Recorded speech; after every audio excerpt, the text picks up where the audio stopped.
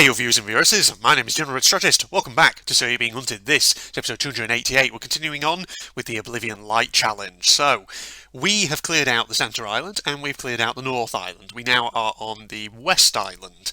So, once again, we're just going to throw ourselves in, see if there's any lawbreakers out there who need to be dealt with, who are hiding stolen device pieces. We'll have to deal with them, see if they're prepared to pay the court a fine or perhaps pay with their own blood. Who knows?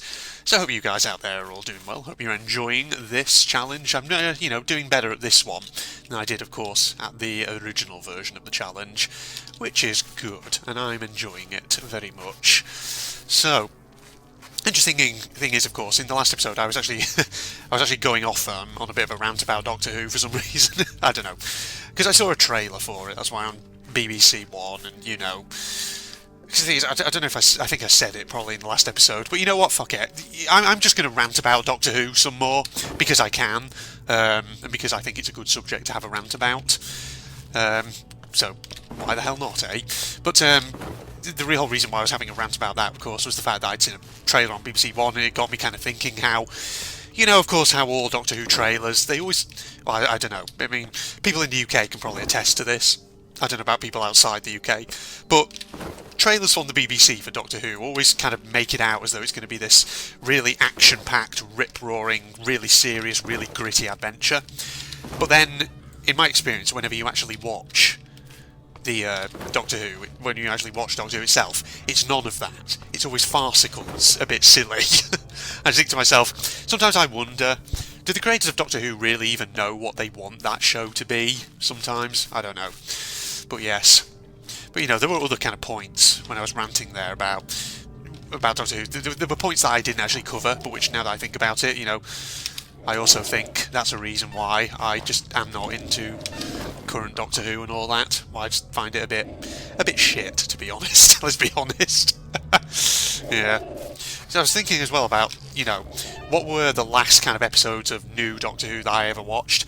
It was probably Matt Smith's first season. That's probably the final series of new Doctor Who that I watched, and after that I just stopped watching it because I just kind of felt that it wasn't very good anymore.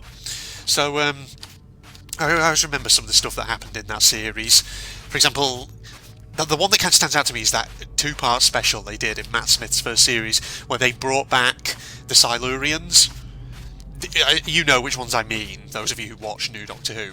Basically, for anyone who doesn't know, in classic Doctor Who, and this is in like the 70s, this is, and I think they first appeared when John Pertwee was the Doctor, the third Doctor. The Silurians were kind of like a race of reptiloids, reptile creatures, who essentially, they're not aliens, they're actually terrestrial to Earth. But the idea is they evolved during, I think, like the dinosaur, during the time of the dinosaurs, but due to environmental conditions they all went into a kind of hibernation or stasis, which they've been sleeping in for thousands, if not millions of years. And the idea usually with the Silurians and their sort of sister kind of race, the Sea Devils, the idea behind them is that when they wake up, of course they wake up when humans are pretty much all over the Earth, and of course inevitably you get conflict that ensues between them as the Silurians and the Sea Devils are kind of coming up and trying to kill off the humans so that they can reclaim planet Earth for themselves. And that's usually the typical storyline that goes on. And, if you watch classic Doctor Who, the Silurians and the Sea Devils, although granted their design by today's standards is, very dated, they don't look scary at all by today's standards, but back in, but if you look at the design, they're not exactly very humanoid looking, which of course is kind of good. And that's, I think, raises kind of the problem for me with a lot of new Who villains. I feel like they're just too human. It's like we're constantly anthropomorphizing them, and I felt that with the Silurians when they brought them back in Matt Smith's first season. It felt kind of, I don't know, it felt like something written by a teenage fanfic girl writer, if that makes sense. It's like how they captured one of the Silurians and it's like, oh, her name is Alea, and it's like, oh, for God's sake. I don't know why, I didn't like it. Like I said, it felt like something that had been written by a fanfic writing teenage girl or something. I don't know. It just felt that way to me. If you disagree, feel free to do so. I'm absolutely fine with that. I can handle opposing opinions. Right, we have to take these guys out. Stop! You violated the law. Pay the court a fine or serve a sentence. Your stolen goods are now forfeit. You need to see me, preferably.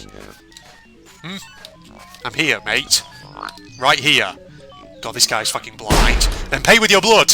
You, come here. Jesus, this guy is a fucking oblivious. Hello! There! Finally, you saw me! Jesus! That guy! Just bumbling around thinking, oh, where the fuck's the enemy? Jesus. Fucking blind-ass robot there. Good God. Right, I just get the device piece over here. That's a fairly sizable one, that is. Okay, right. But yeah, that's something else actually I could have added to my previous Doctor Who rant. The Silurians, how they messed them up. I mean, granted, you look at the old Silurian and Sea Devil designs from the 70s Doctor Who's, they're kind of, there is a humanoid quality to them in that they're bipedal creatures. They walk on two legs, much like a human, but elements of their design, though of course, pretty dated by today's standards, they do have that very alien look to them. And that is something that sometimes I just find with New Who.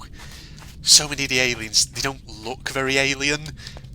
You can, it just looks like a guy in a really shit costume. I mean, granted, that's always been the case with Doctor Who, even with the classic ones, but at least with the classic ones, they made an effort to try and make the monsters look alien. If you know what I'm saying. I'm probably not explaining this very well at all, but sure. Right, but yes. So, there you go. But that's the thing, I was just saying, like classic Who, for example, with Jon Pertwee.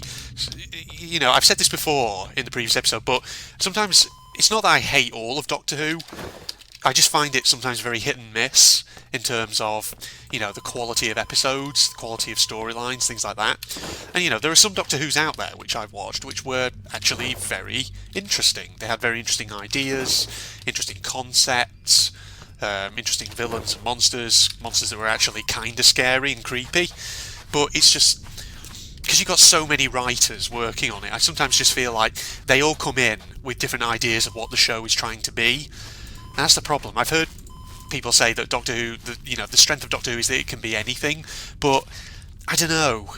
I'm not sure I agree with that, because to me it feels like if a show or a story or a franchise is trying to be everything, then it feels like it's nothing in particular, if that makes sense. And as a result, it just feels like there's massive kind of differences in tone and quality between elements of the franchise. And that's what I just feel sometimes is the case with Doctor Who. Yeah, you know what I mean, hopefully. Hopefully you understand what I'm trying to get at. If you don't, then, fuck it, I've not explained it very well at all, but sure, okay. Oh, man. But yeah, like I was saying, I've watched some classic Doctor Who episodes before, and some of them are, kind of enjoyable. In fact, fun fact about me, I think I remember the first Doctor Who episode I ever watched, back when I was a kid, and this was going way back. This is going back to like the early 90s or something, I think. But basically when I was a kid, I remember the first ever Doctor Who episode I ever saw was one of Jon Pertwee's. So originally, of course, Jon Pertwee, like I said, he was the third Doctor, and he was playing the part back in the 70s. So this wasn't exactly a new episode at the time when I saw it. It was, about 20 years old or however many years. But I think one of Jon Pertwee's, I can't remember if it was his first outing as the Doctor. In fact, actually, I think the monster that I'm thinking of here first appeared in Jon Pertwee's first outing as the Doctor, Spearhead from Space, whatever it was called, but then also featured in one of his subsequent series, possibly his second series as, in the role as the Doctor. And the monster in question that I'm getting at is the Autons. These were the one Doctor Who monster that as a kid I always found really frightening and kind of scary, because here's the thing, for anyone who doesn't know, the Autons are basically essentially they're plastic aliens. It's really weird, but let me just sip some tea just to give me some brain fuel, some brain juice here whilst I talk about this. But in the 1970s stories, the Autons were kind of these plastic aliens controlled by this consciousness called the Nestine, something like that. And the idea is that the Nestine, because its body chemistry is chemically, I think, very similar to plastic, it has these kind of like telekinetic powers where it can pretty much control plastic objects and manipulate them, and it can basically make them do stuff, and it can use them as weapons, essentially. And that's what the Autons are. They're like plastic objects which the Nestine consciousness has kind of hijacked, taken over, and is using as sort of weapons to take over planets, things like that. So it's a really kind of out there and weird storyline, but a very interesting one. But the thing about the original sort of Auton storylines back in John Pertwee's era is that the typical form that the Autons used to take was in the form of those kind of like plastic shop window mannequins, and they were horrible. They would come to life and they'd have like guns concealed in their arms, so they'd like start killing people. That's what they would do. And it was actually really kind of good. Okay, I just need to do my Oblivion challenge thing here. Stop! You violated the law! Pay the court a fine or serve your sentence. Your stolen goods are now forfeit, and pay with your blood! He's down. Yeah, and you. Got him. See how accurate I'm firing. Bloody good stuff, I do say to myself. There is a poacher somewhere nearby who I think has overheard this. Alright, I think he's kind of gone out of alert status, which is good. Alright, put that there. Not got a lot of space actually for the third device piece, have we? Gonna have to just watch out for that. Okay, but yeah, as I was saying about the Autons and Doctor Who, as a kid, you know, I was only young at the time, and I saw that episode of John Pertwee's Doctor where there's all the friggin' shop window mannequins attacking, killing people, like smashing out the windows, and people like running and fleeing and screaming down the streets. You know, that was actually kind of scary for me as a kid. Yeah, and I remember that still quite vividly now. And I think I have seen that episode, though. Well, actually, I say that episode. Actually, it was a serial. That actually, I think, you know, it was a series of episodes, same storyline. But yeah, I've seen that now as an adult, and yeah, so that was an example of where I think Doctor Who kind of got it right. But yes, so if there's one Doctor Who villain who I would say, you know, I always found kind of scarier, because I think everybody who's watched Doctor Who probably has that one villain that they did find kind of terrifying. You know, whether that be the Cybermen, which, you know, that's another kind of very dated design, which, let's be honest, probably isn't very scary today. Whether that's, you know, the Cybermen, whether it's the Daleks, whoever, everybody has that one villain who scared them. And I think, you know, for me, it was the Autons as a kid. Right, let me do some inventory management here, because I want to take this dynamite stick. Give me that. There we are. 2 sticks of dynamite will do me fine. Might as well take my matchbook. Actually, no, I don't need the matchbook. What am I doing? I've already got some meat, and chances are I'm not going to be cooking any more meat anytime soon, am I? Do we have device pieces around this vicinity? There's a wisp over there, going past that pub. So maybe we just go off in that general direction and see what the deal is. Are there robots by the pub, or are they... Oh no, they're by there. Oh no, there are ones by the pub. Okay, yeah, sure. Oh man. So, any people watching out there? Any fans of Doctor Who? Let me know down in the comments. Who's your scary Doctor Who monster or villain? Who did you find terrifying? If you ever watched it as a kid. But yeah, so for me it was the 1970s Autons. The Autons did come back incidentally, actually, when New Who was launched, I remember that. First episode of the 9th Doctor, Christopher Eccleston, his series, the villains were the Autons in that one. They brought them back, which was really interesting, because again, this is like those classic sort of shop window mannequin enemies. Right, we've got the final device piece over here, so we will take these assholes out. Good. You guys, down there, stop! You violated the law. Pay the court a fine or serve your sentence. Your stolen goods are now forfeit. Then pay with your blood. Oh wow, that guy took out his own friend.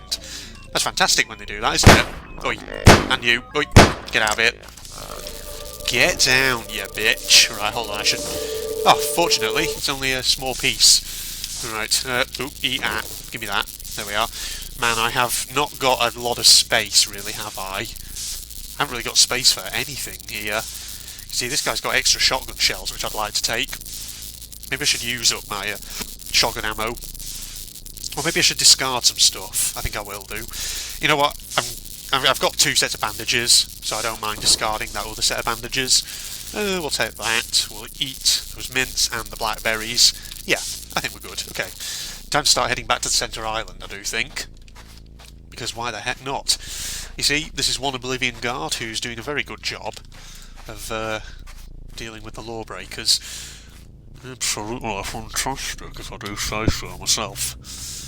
But other, you know, I'm sorry, I'm just making Doctor Who the topic of conversation again in this one. What other classic Doctor Who episodes do I remember, which I remember being kind of good? Obviously, apart from John Pertwee's Auton episodes. What else? There was, I don't know, I can't remember. It's been a while. Fuck it, I asked myself this thinking it would be a good topic of conversation. Now I can't actually remember any. Flipping heck. Well, that was fantastic, wasn't it? There's snippets of ones that do kind of come to mind, which is very, very interesting.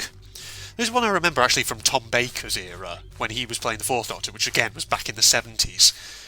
What was the episode where he, and I think his companion Leela, is she called Leela? He was like the sort of, what was she? She was kind of like a girl from a tribe on a planet. She was a bit sort of savage. She was an interesting companion. And she was wearing, let's say, she was, I don't know, I think there was some male fantasy going on at work with that character. But it was an episode of Tom Baker's Doctor where he and Leela end up on another planet, on like a machine, like a mining vessel. The Sand Miner, that was it. I think that's what it was called. But I can't remember what the name of the episode was. For some reason that one sticks out in my mind as being very interesting, except it had a bit of a silly ending, where it's like the Doctor released laughing gas or something. I can't remember. It's been a while. There was another Tom Baker one though that has actually just sprung to mind. Again, him and Leela.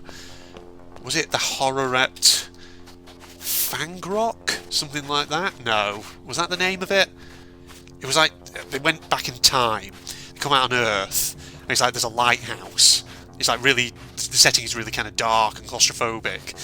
And there's a really jellyfish-like alien monster, the Rutan, I think it's called. Was it called the Horror at Fangrock, that serial? I think it was, but I'm not sure. But I seem to recall that was a decent episode, or decent set of episodes. Yeah, man, it's been a while since I watched classic Doctor Who. I need to maybe pick some of them up again, watch some of them again, I don't know. Even though, you know, I've been ranting about it. But like I say, you know, I just find it very hit and miss sometimes. There are some episodes of Doctor Who that I do like.